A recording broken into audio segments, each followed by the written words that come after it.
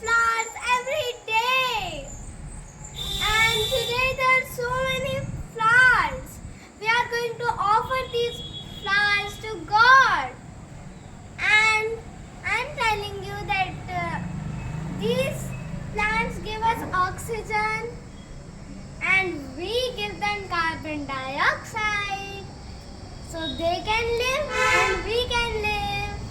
So grow a lot of plants in your homes or outside so we can have more an oxygen and people can give more carbon dioxide to them. So bye everyone. Subscribe to my channel and hit the bell.